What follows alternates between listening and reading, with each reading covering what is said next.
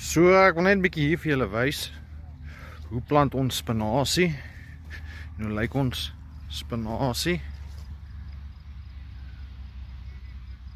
So hopeloos te min.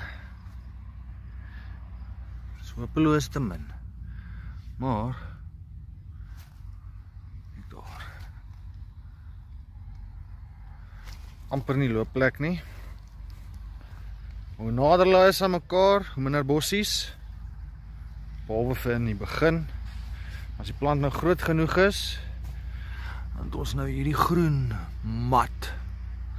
Dit is eintlik bane. Daar kan jy so 'n bietjie beter sien. En so 'n bietjie mosterd spinasie hier en daar tussenin. Blommetjies, bye, goggas.